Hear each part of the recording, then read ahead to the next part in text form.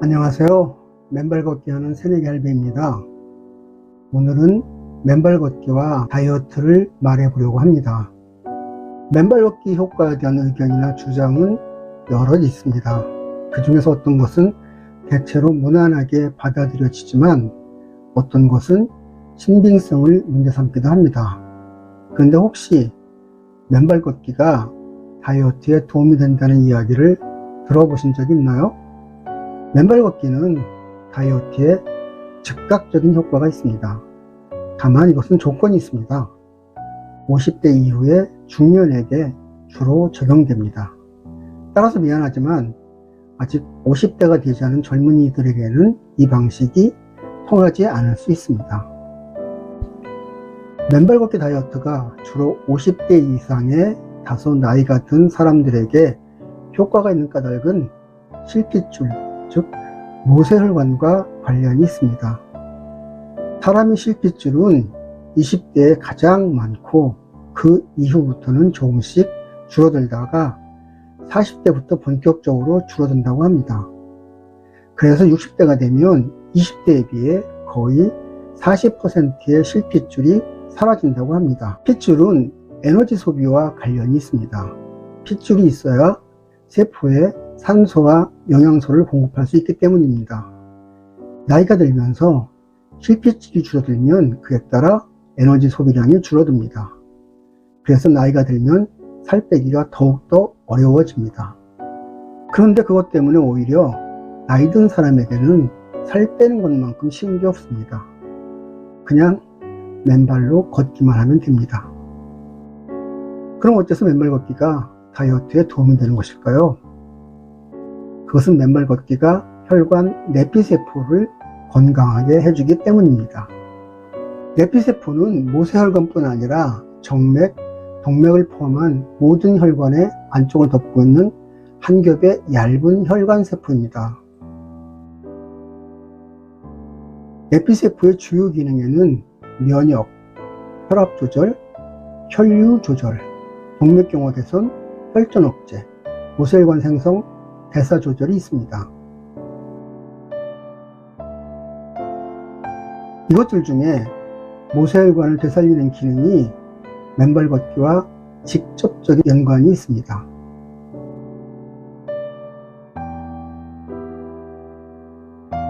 그럼 어떻게 해야 내피세포가 튼튼해지고 모세혈관이 새로 생성될까요?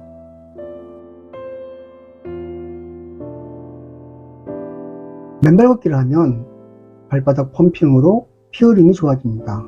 또한 어싱으로 활성산소가 제거되어 혈관 건강이 좋아집니다.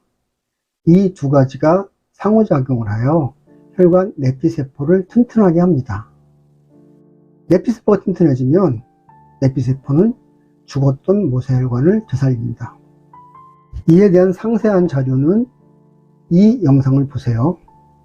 모세혈관이 되살아나면 에너지 소비량이 늘어납니다.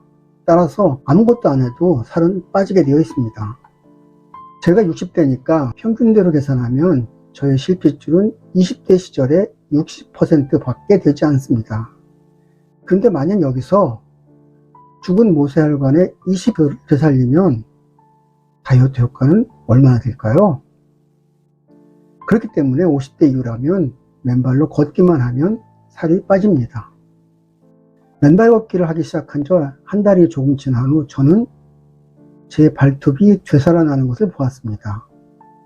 발톱이 재생되는 것을 보고 실핏줄이 되살아나는 것을 알게 된 저는 다이어트를 생각했습니다. 아, 살을 뺄 수 있겠다. 당시 저는 살과 거의 죽기 살기로 싸우고 있었습니다. 싸운다고 했지만 도전은 번번이 실패했습니다. 살찌는 것이 건강을 해치고 있다는 것은 몸으로 느끼고 있었지만 살 빼는 것은 정말 어려웠습니다. 제가 아주 존경하는 분은 밥 먹는 자리에서 이제 됐다 라면서 숟갈을 놓는 분들입니다.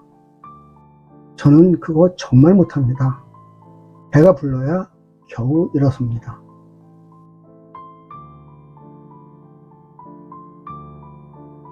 제 책상 앞에는 아프다, 먹지 말자, 살고 싶으면 살을 빼라. 배가 고파야 산다. 이런 글귀가 있습니다. 생각과 마음은 처절했지만 입은 아랑곳하지 않았습니다. 나이께나 들어서 입 하나 간수하지 못하냐 하는 자책이 있었지만 그것도 그때뿐이었습니다. 일단 먹기 시작하면 자제하지 못하기 때문에 먹는 횟수를 줄여보았습니다. 맨발 걷기를 시작할 무렵에는 제끼 식사를 하루 한 끼까지 줄였지만 그래도 살은 빠지지 않았습니다. 급기야 79kg가 넘어 80kg로 앞의 숫자가 바뀔락 말락 할 무렵에 저의 맨발 걷기가 시작되었습니다. 조금 복잡한 지하철역이나 공항에 가면 움직이는 도로가 있습니다. 저는 맨발 걷기 다이어트를 생각하면 이 도로가 생각납니다. 이 도로에 올라타면 내가 아무것도 안 해도 목적지 근처까지 갈 수 있습니다. 그런데 이 위에서 걸으면 그만큼 목적지에 빨리 도착할 수 있습니다. 내가 아주 작은 노력만 보태도 훨씬 더 큰 효과를 낼 수 있다는 것입니다. 맨발로 걷기만 하면 모세혈관이 되살아나서 에너지 소비량이 늘어나기 때문에 살은 저절로 빠진다. 생각이 여기에 미치자 저는 나도 뭔가를 할 수 있겠다 라는 생각을 하게 되었습니다. 그래서 본격적인 다이어트 실행 계획을 세웠습니다. 그 실행 계획이라는 게 별거 아닙니다. 몸을 조금만 도와주자 라는 것이었습니다. 먹거리에 변화를 주기 위해 자료를 찾아보았습니다. 다이어트와 혈관 그리고 장에 도움이 되는 음식을 뒤져보았습니다.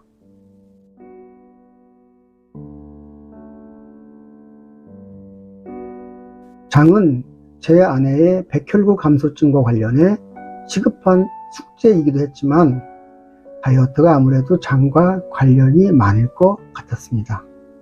맨발 걷기가 혈관을 튼튼히 해주기는 하지만 하루 종일 맨발 걷기만을 할 수는 없기 때문에 혈관에 좋은 음식도 함께 찾아보았습니다.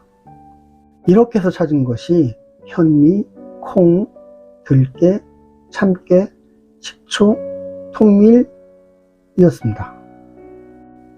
현미는 다이어트와 관련된 자료에는 거의 빠지지 않고 등장하는 먹거리입니다. 오래전부터 상식으로 알고 있었던 것이지만 현미를 먹지 않았던 것은 맛이 없다는 편견 때문이었습니다. 현미가 건강에는 좋지만 백미에 비해 맛이 없다는 말들을 많이 합니다. 그래서 그동안 생각해보지 않았는데 발톱이 살아나는 것을 보고 나서 생각의 방향이 바뀌었습니다. 예전엔 맛이 있을까? 먹을 수 있을까? 라는 게 주된 생각이었는데 이제는 어떻게 먹으면 맛있게 먹을 수 있을까? 라는 것으로 바뀌었습니다. 현미 맛있게 먹는 법, 이런 영상은 유튜브에 올렸습니다. 거기서 저는 현미를 싹을 틔워 먹는 법을 배웠습니다. 발화현미라고 하죠. 현미를 싹 틔우는 게 제법 재밌습니다.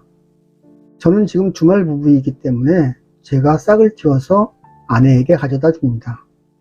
아내는 아직 잘 안 먹는 것 같습니다. 그래서 볼 때마다 먹는지 귀찮을 정도로 물어봅니다.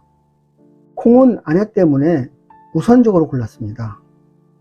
갱년기가 지난 여성들은 반드시 콩을 먹어야 합니다. 골다공증이 있다면 필수 식품입니다. 이와 관련해서는 나중에 자세히 영상을 만들어 보겠습니다. 게다가 콩은 단백질이 아주 많습니다. 참깨는 콩 때문에 골랐습니다. 콩에는 단백질이 많지만 동물성에 비해 한 가지 성분이 부족하다고 합니다. 그런데 그것을 보완해줄 성분이 참깨에 있다고 합니다. 들깨는 혈관 건강을 위해 꼭 필요한 식품이라는 생각이 듭니다. 들깨에는 오메가3가 아주 많이 들어있습니다. 저는 척추관 협착증을 혈액순환 개선으로 치료하겠다는 긴 계획을 갖고 있습니다. 그래서 혈관 건강에 아주 관심이 많습니다. 혈관과 관련된 먹거리는 나중에 따로 나누겠습니다. 통밀은 제가 밀가루 음식을 좋아하기 때문에 골랐습니다. 저는 라면이나 빵을 너무너무 좋아했습니다. 그런데 이번에 먹거리를 바꾸면서 라면과 빵을 완전히 끊었습니다. 그래서 빵이 생각날 때 통밀빵을 만들어 먹습니다. 저의 마디 몸무게는 65, 68, 72kg입니다. 이 몸무게는 모두 제가 살이 찌는 과정에서 오랫동안 머물렀던 무게입니다. 예전에 다이어트 할 때도 이 수준에서 성공 실패가 결정되었습니다. 저는 이번에 72kg는 아무 저항 없이 쉽게 내려왔는데 68kg에서 2달 동안 머물러 있습니다. 제가 유튜브를 계속 잘 하려면 그 증거로 살이 더 빠져야 할 텐데 걱정입니다. 저의 목표 몸무게는 60kg입니다. 그렇지만 잘 될 거라는 조짐이 있습니다. 그것은 창자가 좋아지고 있다는 확실한 증거가 나타나고 있기 때문입니다. 큰 거 내보내기가 아주 쉬워졌습니다. 먹거리를 바꾸기 전에는 일주일에 평균 2번 정도 일을 치렀는데 그때마다 최소 30분 이상은 앉아 있었습니다. 지금은 하루에 1번 정도 치릅니다. 그런데 시간은 1분도 채 안 걸립니다. 모양도 아주 예뻐졌고 되기와 색깔도 아주 마음에 듭니다. 우리 몸에서 일어나는 대사활동은 모두 화학적인 프로세싱입니다. 따라서 몸의 항산화 시스템도 화학적 과정입니다. 화학 과정은 반드시 에너지와 원료와 시간이 필요합니다. 이게 무슨 말인가 하면 항산화 시스템을 운영하려면 돈이 든다는 것입니다. 몸의 항산화 메커니즘에 들어가는 효소는 단백질입니다. 모두 몸에서 합성해야 합니다. 효소를 합성하려면 필요한 영양소를 먹어야 합니다. 합성하기 위해서는 세포가 일을 해야 되기 때문에 에너지도 필요합니다. 물론 항산화 과정 자체도 에너지가 필요합니다. 이에 비해 어싱의 항산화 메커니즘은 물리적인 현상입니다. 그것은 단지 전기의 흐름입니다. 물리현상은 중력의 법칙처럼 무조건 일어납니다. 전압의 차이가 있는 두 개의 극점이 전기가 흐르는 전도체로 연결되면 순식간에 전기가 흐릅니다. 우리 몸도 전도체이고 땅도 전도체이기 때문에 우리가 땅을 맨발로 밟는 순간 땅과 우리 몸의 전압은 똑같아집니다. 땅의 전압은 항상 0이기 때문에 우리 몸에 양의 전압이 있으면 순간적으로 땅의 전압과 같은 0V가 됩니다. 맨발로 땅을 밟는 순간 그 험악하던 활성산소가 양같이 순한 영양소로 바뀌는 기적을 우리 몸은 경험합니다. 우리가 1시간 동안 맨발로 땅을 밟으면 그 시간 동안 우리 몸의 항산화 시스템은 쉽니다. 효소를 만들지 않아도 되고 활성산소를 막기 위해 쓰려던 비타민C와 같은 영양소도 비축됩니다. 만약 다친 세포가 있다면 우리 몸의 면역체계는 활성산소가 없는 평화로운 세상에서 다친 것을 고치고 치료합니다.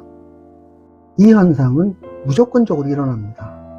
다만 각자의 몸의 상태에 따라 결과가 나타나는 양상은 다를 수 있습니다. 이런 까닭에 맨발 걷기에 의한 다이어트는 자동빵입니다. 여기에 조금의 노력만 기울이면 손쉽게 목표를 달성할 수 있습니다. 비만은 만병의 근원이라고 합니다. 활성산소도 만병의 근원이라고 합니다. 맨발 걷기를 하면 만병의 근원인 활성산소와 비만을 동시에 해결할 수 있습니다.